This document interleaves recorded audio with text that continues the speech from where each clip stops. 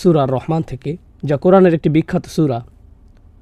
মুসলিম বিশ্বের অনেক এলাকাতেই আমরা বাছাইকৃত কয়েকটি সূরার প্রতি বিশেষ ভালোবাসা অনুভব করি, কারণ ওই সকল সূরার গুরুত্ব সম্পর্কে বিখ্যাত কিছু বর্ণনা এসেছে। আর নিশ্চিতভাবেই সূরা আর রহমান এরকম একটি সূরা।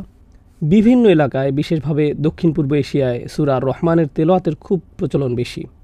একই সাথে দুঃখজনক ব্যাপার হলো, বেশিরভাগ মানুষ যারা সূরাটিকে তেলাওয়াত করে এবং ভালোবাসে, আর এই কথা আমি অনেকের কাছ থেকেই শুনেছি, একজন শিক্ষক এই প্রশ্নগুলো পুনরাবৃত্তি করেন, এটা এমন ভাব প্রকাশ করে, আমি আমার সাধ্যমতো সব কিছু করেছি, তোমরা কেন তোমাদের অংশ পালন করনি? আর যত বেশি তিনি পুনরাবৃত্তি করছেন, এটা তত বেশি তার রাগান্বিত হওয়ার মাত্রা প্রকাশ করছে। আর প্রকাশ করছে কতসাল্লাম মক্কার মানুষের কাছে কোরআন পাঠ করেছেন, আর তারপর এসেছে সূরা আর রহমান। তো মক্কে যুগের দীর্ঘ সময় পার হয়ে যাওয়ার পর এই সূরা নাজিল হয়। আশা করি আপনারা অনুধাবন করবেন যা ঘটেছিল। ওমা আরসালনাকা ইল্লা রাহমাতাল লিল আলামিন। আল্লাহ তার রাসূলকে এটা ছাড়া অন্য কোনো কারণে পাঠাননি যে রাসূল হবেন সকল জাতি এবং সকল মানুষের প্রতি ভালোবাসাপূর্ণ। হুয়াল্লাযী বাআসা ফিল উম্মিয়িনা রাসূলা। নিরক্ষরদের মাঝে, এই আরবদের মাঝে যাদের কোনো সভ্যতা ছিল না, তাদের বিশাল কোনো স্থাপত্য ছিল না, তাদের বিশাল কোনো সেনাবাহিনী ছিল না, তাদের বড় কোনো অর্জন ছিল না, পৃথিবীর বিবেচনায় তাদের কোনো স্থান ছিল না, আর আল্লাহ সিদ্ধান্ত নিলেন তার সর্বশ্রেষ্ঠ রাসূলকে তাদের মাঝে পাঠাতে। প্রসঙ্গক্রমে পৃথিবীর উন্নতির দিক থেকে হয়তো তারা বড় কিছু না, তাহলে হয়তো তারা আধ্যাত্মিক দিক থেকে ভালো ছিল, হয়তো তারা আল্লাহর ইবাদত করত, অথবা ইবাদতে তাদের একনিষ্ঠতা প্রমাণ করেছিল, কিন্তু না, তারা শিরকেও লিপ্ত ছিল। তো পার্থিব দিক থেকে তারা ছিল সবচেয়ে পিছিয়ে, এবং আধ্যাত্মিক দিক থেকেও তারা ছিল সবচেয়ে পিছিয়ে। আর সবচেয়ে পিছিয়ে থাকা পরের কথা, ভারত, চীন অথবা অন্যান্য জায়গায় আপনি পাবেন হিন্দু মন্দির, বৌদ্ধ মন্দির, এই জাতীয় জিনিস। এখানে আপনি পেলেন আল্লাহর ঘর, যা বানিয়েছিলেন ইব্রাহিম আলাইহিস সালাম। ঘরটি পরিণত হলো মন্দিরে। এটা অন্য এলাকায় করা শিরকের চেয়েও অনেক বেশি মারাত্মক অপরাধ।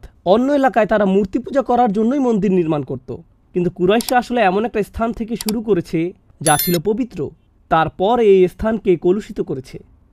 এমনকি রোমান সাম্রাজ্য তাদের এলাকা দখল করতে আগ্রহী ছিল না, কারণ মরুভূমিতে আক্রমণ করে তারা কি পাবে? কিছুই না। পারস্য সাম্রাজ্য তাদেরকে আক্রমণ করতে চাইতো না।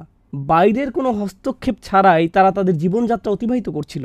পশুপালন, বেদুইন হয়ে মরুভূমিতে ঘুরে বেড়ানো, এতটুকুতে সীমাবদ্ধ। আর এই লোকগুলোর কাছেই আল্লাহ তার সবচেয়ে সেরা রাসূলকে প্রেরণ করার সিদ্ধান্ত নিলেন, সাল্লাল্লাহু আলাইহি সাল্লাম, যাকে প্রেরণ করা হয়েছে গোটা মানব জাতির আদর্শ হিসেবে। আর তিনি দিয়েছেন সর্বশ্রেষ্ঠ আসমানি কিতাব আল কোরআন এই লোকগুলোর মাঝে।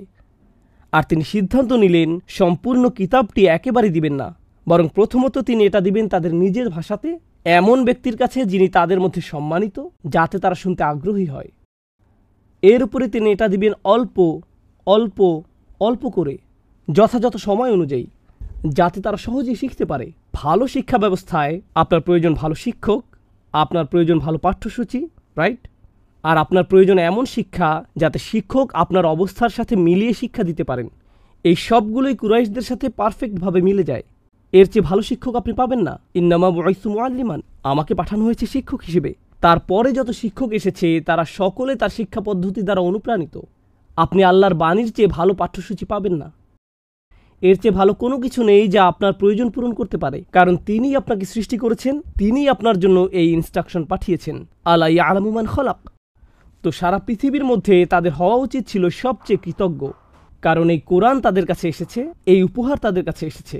আর এই 10 বছর ধরে তারা কি করেছে? তারা এই নবীর সাথে উপহাস করেছে, এমনকি তাকে তারা নির্যাতন করতে, আঘাত করতে চেয়েছিল। তারা কোরআনকে অবজ্ঞা করেছে, আল্লাহর দেয়া এই শিক্ষাকে উপেক্ষা করেছে। আর এ কারণেই আল্লাহর নবীর সাথে যেহেতু তারা এমন করলো, আল্লাহর কিতাবের সাথে যেহেতু তারা এমন করলো, আল্লাহর অধিকার আছে শাস্তি প্রদান করার। এমন নয় যে তিনি আগে কাউকে শাস্তি দেননি, কিন্তু তিনি তাদের সাথে এরকম করলেন না। তারপর তারা বলল, তুমি আমাদের বলেই যাচ্ছ নুহের জাতি বন্যায় ধ্বংস হয়েছিল, লুতের জাতির উপর আকাশ থেকে আগুন বৃষ্টি হয়েছিল, অমুক জাতিকে প্রবল বাতাস এসে ধ্বংস করেছে, অমুক জাতির মধ্যে ভূমিকম্প হয়েছে, তাহলে আমাদেরকে শাস্তি দিচ্ছ না কেন? আমরা তোমাকে এই বিষয়ে বলতে শুনেছি বহু বছর ধরে, আমরা বারবার এই গল্পগুলো শুনে যাচ্ছি, নিয়ে আসো দেখি। ইস্তাজিলুনাকা বিল আযাব, কুরআনে এমনটাই উল্লেখ করা আছে। তারা বলছে দ্রুত করো, নিয়ে আসো, তাড়াতাড়ি আযাব আনো, তাড়াতাড়ি নিয়ে আসো, প্রক্রিয়াটাকে ত্বরান্বিত করো। আর এর জবাবে আল্লাহ বলছেন, আর রহমান, তোমরা আমাকে যথেষ্ট রাগান্বিত করেছ, তোমরা শাস্তির যোগ্য, কিন্তু আমি হব আর রহমান তোমাদের জন্য। আমি তোমাদের সাথে কথা বলবো ভিন্নভাবে। এটাই আল্লাহর করুণা। এজন্য এটা শেষ আসমানি কিতাব। মুসলিমদেরকে বুঝতে হবে, যখন আগের জাতিগুলো আল্লাহকে অস্বীকার করেছে, তিনি তাদেরকে ধ্বংস করে দিয়েছেন, এই পৃথিবীর বুক থেকে তাদেরকে মুছে দিয়েছেন। কিন্তু এবার আল্লাহ করুণা দেখিয়েছেন, যা তিনি আগের সকল নবীর ইতিহাসে কখনো দেখাননি। রাসূলুল্লাহ সাল্লাল্লাহু আলাইহি সাল্লামকে পাঠানোর মাধ্যমে, আগের সকল গ্রন্থের মধ্যে সবচেয়ে বেশি দয়ায় পরিপূর্ণ গ্রন্থটি পাঠানোর মাধ্যমে। এ যুগে অনেকেই বলে কোরআন হলো বর্বরচিত, এটি উগ্রপন্থী অথবা এটি চরমপন্থী। অনেক মুসলিম কিশোর তরুণেরা যখন আপনি তাদেরকে জিজ্ঞেস করেন কোরআন সম্পর্কে তোমাদের ধারণা কি, তারা বলে এটাতে অনেক শাস্তির কথা আছে, আল্লাহ অনেক রাগান্বিত, বেশিরভাগ জিনিসই হারাম। এই ধারণাই তাদের মাথায়, এই ধারণাই আমরা আমাদের শিশুদের মাথায় দিয়েছি। কিন্তু এই কোরআন এসেছে আগের সকল কিতাবের চেয়ে বেশি দয়াশীলতা নিয়ে। তো আমি চেয়েছি এই প্রেক্ষাপটটি তৈরি করতে। সূরা আর রহমান আসলে কি করেছে? এই লোকদের চেয়ে বেশি আল্লাহ থেকে দূরে যাওয়া সম্ভব নয়, এটাই হলো পয়েন্ট। সূরাটি নাজিল হলো, আর এর শ্রোতা হলো এমন মানুষেরা যারা ধার্মিক নয়, ধর্ম নিয়ে যাদের কোনো আগ্রহ নেই, রাসূলকে নিয়ে তাদের কোনো আগ্রহ নেই, এর উপরে তারা ধর্মকে নিয়ে হাসি ঠাট্টা করে। তাদের চেয়ে বেশি আল্লাহ থেকে দূরে যাওয়া সম্ভব নয়। এই লোকদের উদ্দেশ্যেই আল্লাহ বলছেন এই সূরাতে। আর আমি বিশেষভাবে এটা উল্লেখ করতে চেয়েছি, কারণ সূরাটি যদি তাদের জন্য প্রযোজ্য হয়, এটি তাদের চেয়ে ভালো যে কারোর জন্যও প্রযোজ্য হবে। অন্য কথায়, যদি সূরাটি বলে খারাপের মধ্যে খারাপদের ব্যাপারে, তাহলে নিশ্চিতভাবে এটা তাদের জন্যও যারা এর চেয়ে ভালো। যেমন আমি, আপনি, এই খুতবাতে যারা এসেছেন তাদের মধ্যে কেউ, অন্ততপক্ষে আমি জুমার নামাজে এসেছি, এর চেয়ে বেশি ভালো কিছু হয়তো আমি করি না। জানতে আসবেন না আমি 31st নাইটে কী করি, সেই বিষয়ে কথা না বলি, কিন্তু অন্ততপক্ষে আমি তো এখানে এসেছি। তো আমাদের মধ্যেও এমন অনেকেই আছেন যারা কখনো কখনো ভুল করেন, যারা আল্লাহ থেকে দূরে চলে যান, যারা অনেক দূরে চলে যান। আর আল্লাহ সকলের সাথেই কথা বলেছেন। আপনি হয়তো মনে করতে পারেন কুরআন শুধু ভালো মানুষদের সাথেই কথা বলে, অথবা কুরআন খারাপ লোকদের জন্য অনেক কঠোর। এটা তেমন নয়। আল্লাহ গভীর প্রজ্ঞা সহকারে ভালোবাসা ভরে আহ্বান করছেন। আর আল্লাহর এমনই একটা আহ্বান এখন আমি আপনাদের সাথে শেয়ার করব। ইয়াস আলুহু, ও তার আগে কুল্লু মান আলাইহা ফান, এই পৃথিবীর উপর প্রত্যেকেই বিলীন হয়ে যাবে। প্রত্যেকে এই পৃথিবীর উপর, সে যেই হোক, হয়ে যাবে ফান। আরবিতে ফান এসেছে ফানা থেকে। ফানা অর্থ শুধু আপনি মারা যাবেন তা নয়, আসলে এর অর্থ হলো কেউ আপনাকে মনে রাখবে না। হয়তো এমন সময় আসবে যে মানুষ জানবে না একটা কবর আছে আর কবরের নিচে আপনি আছেন। যেখানে এখন আমরা বসে আছি, আমরা জানি না কে এখানে ছিল 1000 বছর আগে। আমরা জানি না। আমরা জানি না কে এখানে ছিল। সে ক্যালেন্ডার তৈরি করব, আমি বাৎসরিক ক্যালেন্ডার তৈরি করব। ছাত্ররা চিন্তা করে পরের সেমিস্টারে তারা কোন কোন কোর্সগুলো নিবে। দীর্ঘমেয়াদের ব্যাপারে আমাদের চিন্তা হলো কয়েকদিন নিয়ে, কয়েক মাস নিয়ে। সুপরিকল্পিত কোনো ব্যক্তির প্ল্যান হয়তো পরবর্তী 1 বছর বা 2 বছরকে নিয়ে। এভাবে আমরা দীর্ঘমেয়াদে চিন্তা করি। কিন্তু আল্লাহ আয্যা ওয়া জাল্লা আমাদেরকে জানিয়ে দিয়েছেন, তোমার দীর্ঘমেয়াদী পরিকল্পনার মধ্যে একটা জিনিস অন্তর্ভুক্ত করতে হবে। মৃত্যু তোমার ক্যালেন্ডারের অংশ। স্টার চিহ্ন দিয়ে রাখো। এটা যে কোনো সময় ছবল দিতে পারে। এটা অনিশ্চিত। এটা আপনার এবং আমার সচেতন মনের অংশ হতে হবে। এতে কিছু আসে যায় না যে আপনি বিশ্বাসী নাকি অবিশ্বাসী, আপনি সিরিয়াস নাকি সিরিয়াস নয়, আপনি নামাজ পড়েন আর না পড়েন। একটি বাস্তবতা আপনি এড়িয়ে যাওয়ার অভিনয় করতে পারেন, এড়িয়ে যাওয়ার চেষ্টা করতে পারেন, কিন্তু এটা আসছে। আর যত দূরেই আপনি যান না কেন, ফাইন্নাহু মুলাকিকুম, এটা আসবে এবং আপনাকে আঘাত করবে। কুল্লু মান আলাইহা ফান ওয়া ইয়াবকা ওয়াজহু রাব্বিক। কিন্তু তোমার মুখমণ্ডল, যা হলো কোরআনের একটি এক্সপ্রেশন যা দিয়ে বোঝায় মহিমা, সম্মান, মর্যাদা, যুল জালালি ওয়াল ইকরাম। আল্লাহর কি চমৎকার নাম। সকল মহিমা যার মালিকানাধীন, সকল সম্মান যার মালিকানাধীন। এখন আরবিতে কারাম হলো সম্মান, ইকরাম হলো যখন আপনি কাউকে সম্মানিত করেন। এটা সকর্মক ক্রিয়াপদ, অর্থাৎ আপনি যখন কাউকে সম্মানিত করেন, এটা সকর্মক ক্রিয়াপদ। আমি আসলাম আর কেউ আমাকে সম্মানের সাথে বরণ করলো, এটা হলো ইকরাম। কেউ আমার প্রশংসা করলো, এটা ইকরাম। অথবা আমি আমার বাবা মা, শিক্ষক অথবা অন্য কাউকে সম্মান করলাম, আমি তাদেরকে ইকরাম করলাম। অন্য কথায়, এটা ইকরাম নয় যখন আপনি নিজে নিজে বসে থাকেন। একজনকে আসতে হবে এবং আপনার উদ্দেশ্যে ইকরাম করতে হবে। বুঝতে পারছেন? আপনি যদি পাহাড়ের উপর একাকী বসবাস করেন, এরপর আপনি বললেন আমার অনেক ইকরাম আছে, না না না, কে আপনাকে সম্মানিত করছে? পাখিরা উড়ে এসে আপনাকে সম্মানিত করছে? কেউ এসে এটা আপনাকে করতে হবে। মর্যাদার ক্ষেত্রেও একই বিষয়, জালাল। যদি কেউ মর্যাদাবান হয়, এর অর্থ অন্য কেউ তাকে মর্যাদা দিচ্ছে। কিন্তু লক্ষ্য করুন আল্লাহ কি বলছেন। তিনি বলেছেন প্রত্যেকেই মারা যাবে। যার অর্থ কেউ বেঁচে থাকবে না আল্লাহকে সম্মানিত করতে, কেউ বেঁচে থাকবে না আল্লাহকে মর্যাদা দিতে, তারপরেও এগুলোর মালিকানা আল্লাহর। অনেক মানুষ আছে, তারা যখন আল্লাহ থেকে দূরে চলে যায় তারা বলে, আল্লাহর কেন আমার প্রশংসা দরকার, আল্লাহর কেন আমার ধন্যবাদ প্রয়োজন, আল্লাহ কেন চায় যে আমরা তার প্রশংসা করি।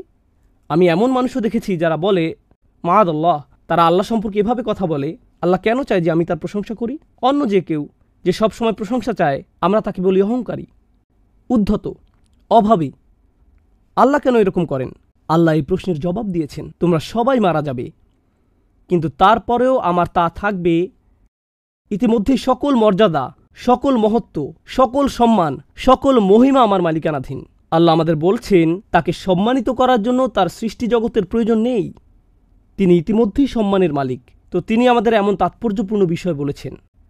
আর তোমরা যা করো, তোমরা তা আল্লাহর জন্য করছো না, কারণ তোমরা আল্লাহর রত্নভাণ্ডারে কিছু যোগ করছো না। তোমরা শুধু করতে পারো তোমাদের নিজেদের জন্য।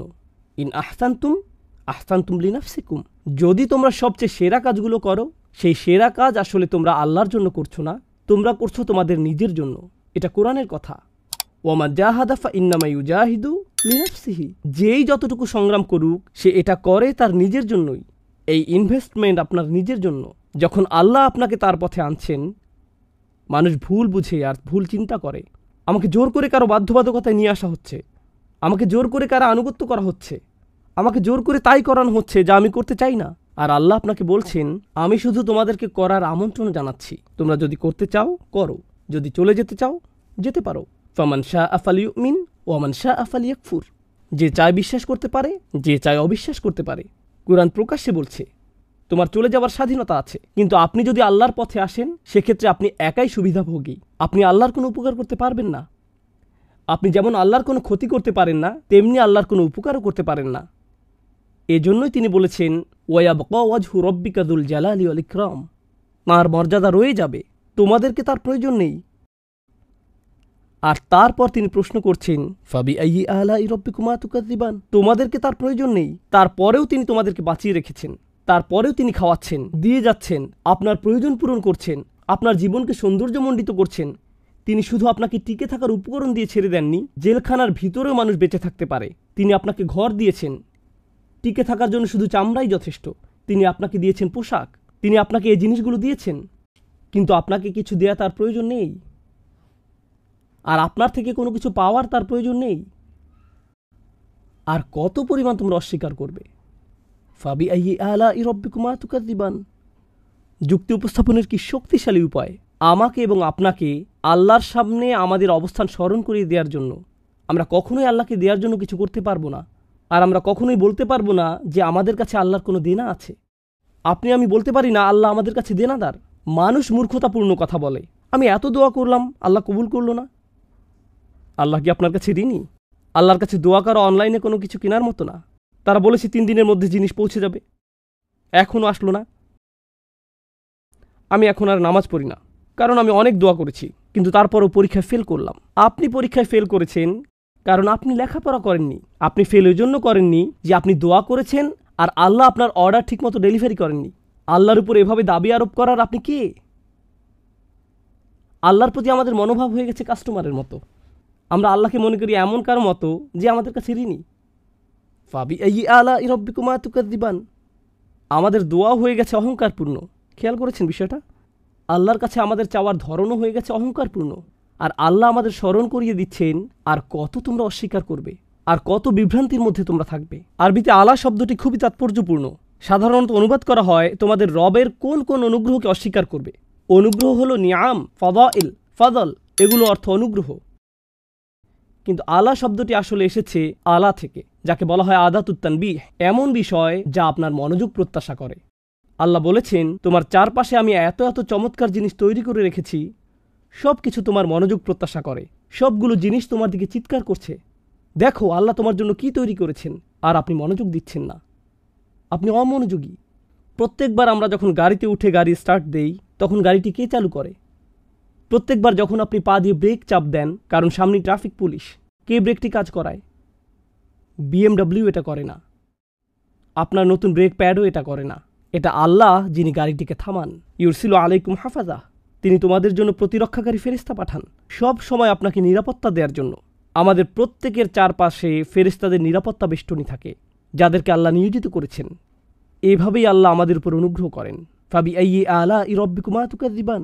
আমার এক বন্ধু একবার এখান থেকে নিউ অরলিন্সে সড়ক পথে যাচ্ছিল, আর তার গাড়ির চাকার 3টি বা 4টি স্ক্রু খুলে গিয়েছিল। যখন সে হাইওয়েতে 80 স্পিডে গাড়ি চালাচ্ছিল, যে কোনো সময় টায়ার খুলে আসতে পারত। 3টা অথবা 4টা স্ক্রু খুলে গিয়েছিল, আর তার এই সম্পর্কে কোনো ধারণা ছিল না। আর এভাবেই সে ওইখানে পৌঁছলো। এরপর যখন গাড়ি পার্ক করলো, তখন চাকাটা খুলে পড়ল। তখনই চাকাটা খুলে পড়ল। যখন এটা ঘটল, আল্লাহ আমাকে রক্ষা করেছেন। কিন্তু আপনি জানেন কে স্ক্রুগুলো লাগিয়ে রাখেন আমাদের জন্য? আমরা মনে করি ঘটনাটি ছিল বিস্ময়কর, কারণ তখন স্ক্রু খুলে গিয়েছিল। কিন্তু কে এগুলো লাগিয়ে রাখেন? আমরা কত দূরে চলে যাই, অথচ আল্লাহ আমাদের কত নিকটে। আর এজন্যই আল্লাহ আজ্জা ওয়া জাল্লা পরের আয়াতে বলছেন, এটাই আজকের খুতবার আয়াত যা আমি আপনাদের সাথে শেয়ার করতে চেয়েছিলাম। ইয়াসআলুহু মান ফিস সামাওয়াতি ওয়াল আরদ কুল্লা ইয়াউমিন হুয়া ফি শাআন। আকাশ এবং পৃথিবীর প্রত্যেকেই তার কাছে চাইছে। আকাশ এবং পৃথিবীর প্রত্যেকেই তার কাছে চাইছে। আসুন প্রথমে এই অংশটা বুঝি। আরবি ভাষায় সুআল বা চাওয়া 2 ধরনের। এটি আলোচনার আগে এই আয়াত নিয়ে যে কনফিউশন আছে তা বলে নেই।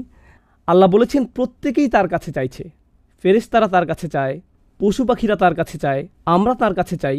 কিন্তু কেউ এসে বলল, আমি একজন নাস্তিককে চিনি, সে আল্লাহর কাছে কিছু চায় না। আমার একজন বন্ধু আছে যে ধার্মিক নয়, কখনো আল্লাহর কাছে কিছু চায় না। আমার ফিলোসফি প্রফেসর কখনো আল্লাহর কাছে কিছুই চায় না। তাহলে কিভাবে সবাই তার কাছে চাইছে? এজন্যই আপনাকে বুঝতে হবে আরবিতে চাওয়া শব্দটির 2টি অর্থ রয়েছে। একটি হলো সচেতনভাবে চাওয়া, অন্যটি হলো প্রয়োজন। অন্যটি প্রয়োজন। ওয়া আম্মা সাইলা ফালা তানহার। যে চায় তাকে অবজ্ঞা করো না। এর অর্থ এটাও, যার প্রয়োজন আছে তাকে অবজ্ঞা করো না। এমন অনেক মানুষ আছে যারা অভাবী, কিন্তু তারা চায় না, কাকুতি মিনতি করে না। আর তারা না চাইলেও তাদেরকে আপনার দিতে হবে। আয়াতের 50 জন ছাত্রকে, তাদের একজন আমাকে একটা প্রশ্ন করলো। তাদের একজনের এক্সট্রা হেল্প প্রয়োজন। একজন বলল তার একটা সমস্যা আছে, একজন বলল তার একটা কনফিউশন আছে। আমি একজনকে দিলাম 5 মিনিট, আরেকজনকে দিলাম 5 মিনিট, আরেকজনকে 5 মিনিট। আমি যদি তাদের সবাইকে 5 মিনিট করে দেই, যোগ করলে হয় 250 মিনিট। ততক্ষণে আমি শেষ। আমি পারবো না তাদের সকলকে এক্সট্রা সময় দিতে। যদি আমি দেইও, যদি আমি প্রত্যেককে 5 মিনিট করে দেই, তারা সবাই অভিযোগ করবে আমি মাত্র 5 মিনিট সময় পেয়েছি। আমি তাদের সবার অনুরোধের খেয়াল রাখতে পারি না। আমি তাদের সবার প্রশ্নেরও জবাব দিতে পারি না। তাদের কোনো কোনো প্রশ্ন আমার ক্ষমতার বাইরে। তাদের কোনো কোনো অনুরোধ অথবা প্রয়োজন আমি পূরণ করতে পারি না। কেউ এসে বলতে পারে, আমি আপনার কাছে 3 ঘন্টা সময় চাই। আমি বলবো, সরি, আমার কাছে আপনাকে দেওয়ার মতো 3 ঘন্টা সময় নেই। যদি দিতে পারতাম ভালো হতো। যখন অনেকে আপনার কাছ থেকে দাবি করে, আপনি আসলে এটা তখন বুঝতে পারবেন যখন অনেক বেশি মানুষ আপনার কাছে চায়। জানেন মানুষের কি হয় এই অবস্থায়? মাথা জ্যাম হয়ে যায়। আমার ব্রেক প্রয়োজন, আমার ছুটি দরকার, আমি আর পারছি না। যেমন ঈদ সিজনে দোকানের ম্যানেজারদের অবস্থা। এমন অবস্থা হয় যে সে কারোর সাথে কথা বলতে চায় না। মানুষ ভেঙে পড়ে যখন আপনি তাকে অনুরোধ করতে থাকেন আর চাইতেই থাকেন। ঘরের কর্তাও প্রায় ধৈর্য হারাতে পারেন, কারণ তার কাছে সব সময় চাহিদা আসতেই থাকে সব দিক থেকে। তিনি প্রেশারের মধ্যে থাকেন।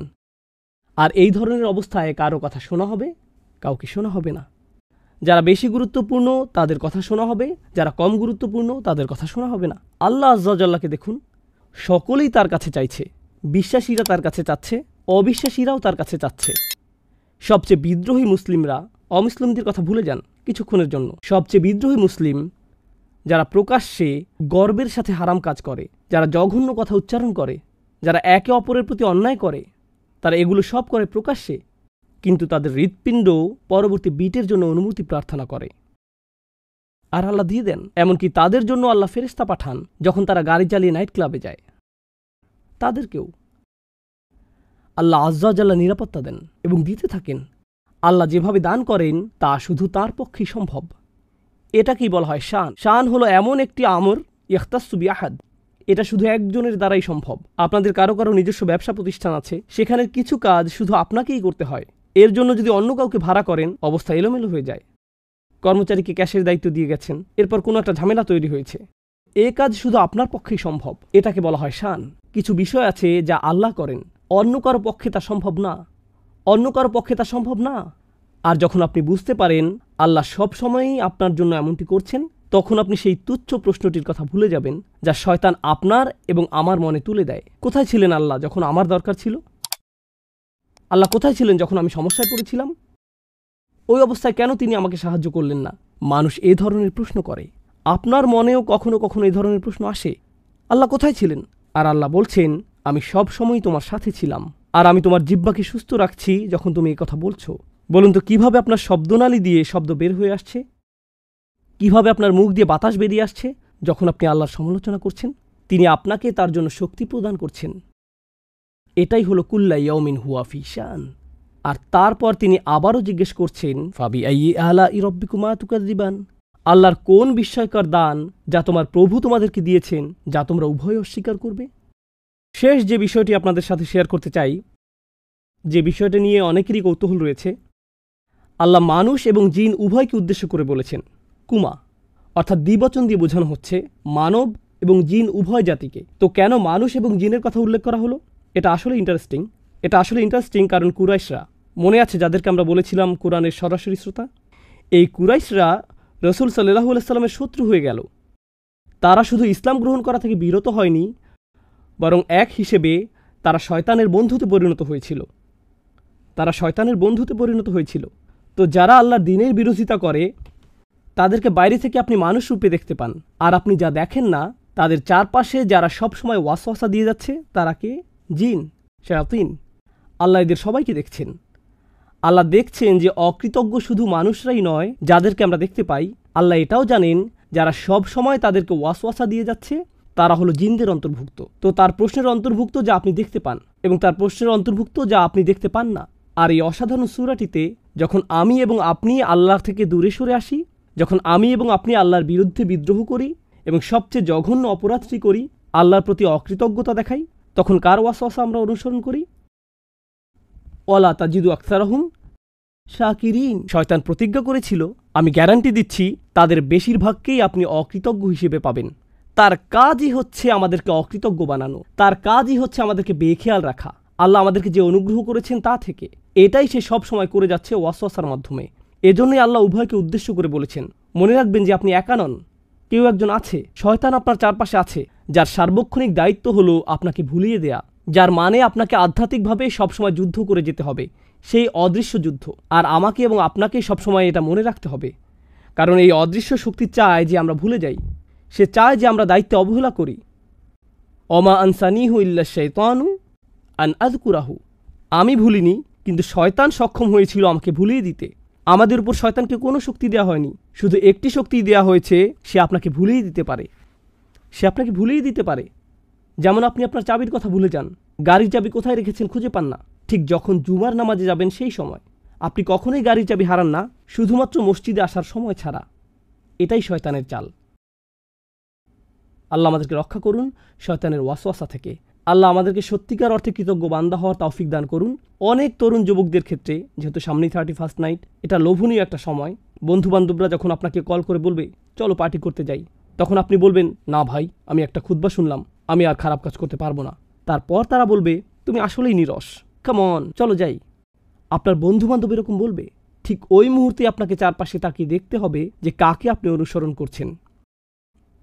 দিন শেষে কে আপনার উপকারে আসবে? আল্লাহর পথে চলা কি আপনার উপকারে আসবে, নাকি এই বন্ধুদের সঙ্গ আপনার উপকারে আসবে, যারা আপনাকে বলছে কিছুক্ষণের জন্য ভুলে থাকতে? আমি জানি তোমার মনের মধ্যে এটা আছে, কিন্তু কিছুক্ষণের জন্য ভুলে থাকো। তোমার বিবেকবোধকে শুধু ঘুম পাড়িয়ে রাখো। আসো এখন কিছুটা ফুর্তি করে নিই, এরপরে আবার বিবেককে জাগিয়ে তুলতে পারবে। ওয়াতাকুনু মিন বাদিহি কওমান সালিহিন, তুমি ভালো মানুষ হতে পারবে পরে। এখন সময় হলো পার্টি করার। আপনি যদি যুদ্ধ করে এই প্ররোচনার বিরুদ্ধে জয়ী হতে পারেন, আল্লাহর কসম, আপনি সবচেয়ে বড় যুদ্ধে জয়লাভ করেছেন। আপনি নিজেকে জয় করেছেন। আল্লাহ আজ্জা ওয়া জাল্লা আমাদেরকে নিজেদের নফসের বিরুদ্ধে জয়লাভ করার এবং তার সন্তুষ্টির পথে আমাদের সত্তাকে সমর্পণ করার তৌফিক দান করুন।